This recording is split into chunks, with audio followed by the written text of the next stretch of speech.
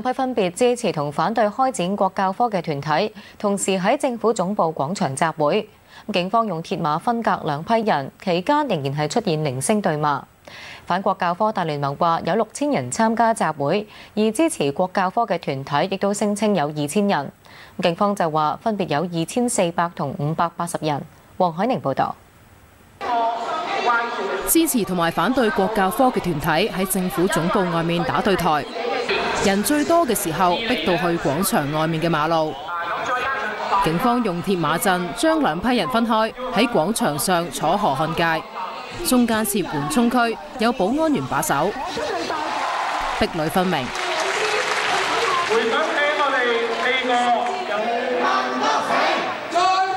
反國教科大聯盟嗰邊嚟集會嘅都響應呼籲着黑衫、唱歌、叫口號，希望市民可以同心合作，以防日後政府再做一啲滲透式嘅洗腦教育。係逃避學民思潮佢哋嘅追問啦，同埋佢係卸責啦，佢係企喺梁振英後邊同埋林鄭月娥後邊，呢樣絕對唔係一個局長應該有嘅行為嚟㗎咯。中國嘅香港嘅獅子山有大家拜。而支持設立科目嘅中港青年文化聯合會就高舉標語，輪流上台發言。今日會嚟嘅立法會時選舉啊！選乜嘢啊？啊！今日選乜嘢啊？選委員啊！咁你今日嚟係做咩㗎？咁啊嚟選委員咯。我係中國人，我俾英國人剝削咗我哋100幾年，冇接受國民教育機會。期間有唔同意見嘅人發生衝突，有人被推倒喺地下。為咗避免支持同埋反對國民教育科嘅人士再發生衝突，警方喺政府總部嘅閘外面架起咗多重人牆。警方同埋糾察築成嘅人牆就將入口嘅地方重重包圍。有一啲嘅零星嘅衝突，咁而冇一啲好大嘅問題啦。咁其實我哋都覺得咧，都反映到其實我哋嘅公民質素係好高嘅。我哋希望香港係理性包容嘅社會，而唔係一啲充滿着仇恨、充滿着分化、充滿着所謂嘅鬥爭嘅一個社會。我哋只係希望香港明日會更好嘅啫。佢又話：佢哋唔係屬於任何政黨，係喺網上自發嘅組織。鬧寬頻電視記者黃海寧報導。教育界立法會議員葉建源提出動議，要求教育局局長吳克儉下台。多名建制派議員護航，批評泛民霸道無理，議案被否決。吳克儉就話會反省。吳志庚報導。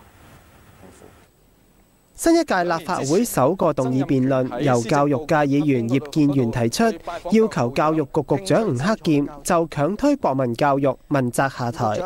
我哋嘅局長外行領導內行，立場搖擺，進退失據。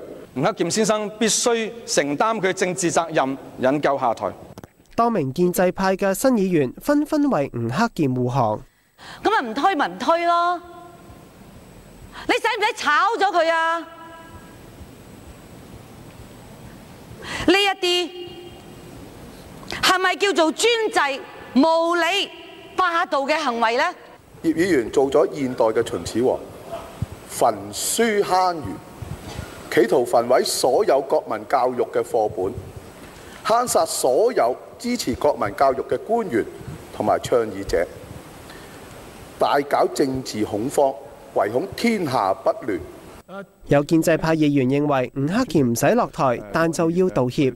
我希望局長喺今日能夠好明確、誠懇、真心咁向市民講一句道歉嘅説話，希望你唔好吝嗇一句對唔住。吳克儉就話：部分議員嘅指控同事實不符，但都會深切反省成件事。有啲事如果未有天時地利人和嘅環境之下推行，真係會適得其反。對我個人嚟講呢，亦都係需要咧深切反省今次呢方面嘅工作。政務司司長林鄭月娥都開腔力撐吳克儉，唔係要為本屆政府作一個辯解。我亦都係同意每一屆政府呢係應該有審時度勢嘅能力，同埋如果喺需要嘅時候呢，要有從善如流嘅勇氣。但係要公道咁去評估一位主事官員嘅工作嘅表現，又唔可以完全抹殺整件事件嘅過程。要求局長下台嘅原動議、公民黨、民協同埋梁國雄嘅修正案，最終喺分組點票下全部遭到否決。鬧寬頻電視記者吳志剛報道。廉政公署落案起訴發展局前局長麥齊光同路政署助理署長曾景文，控罪指兩人涉嫌違反防止賄賂條例，以虛假陳述詐騙合共705000蚊嘅租屋津貼。施宇報導。麥齊光夫婦朝早抵達北角廉署總部，曾景文其後亦都抵達，兩個人先後喺中午前離開。經過多個月調查，廉署控告麥齊光同埋曾景文串謀詐騙香港政府罪。喺1985至90年間，兩個人同時購入城市花園9座嘅兩個單位，然後互相租住，從而騙取政府嘅租屋津貼。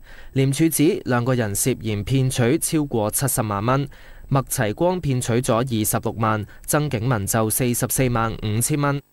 兩個人虛假地聲稱租約係由無關嘅第三者定出，而且租用嘅單位並冇財務或者所有權嘅權益，而實情係租約由兩個人嘅妻子所定。佢哋同時隱瞞同埋冇披露租用單位嘅所獲嘅利益。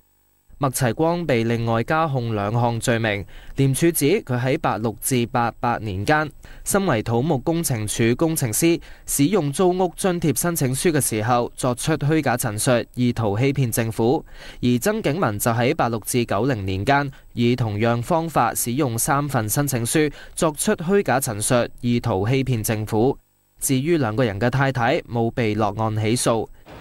事件早前被傳媒揭發，佢哋喺7月12日被廉署拘捕，涉嫌騙取政府租金津貼，違反防止賄賂條例。麥齊光於同日辭任局長。廉政公署准許麥齊光同埋曾景文保釋外出，兩個人會喺星期4嘅朝早9點半去到東區裁判法院應訊，相信案件將會轉交區域法院審理。鬧寬頻電視記者施宇報導。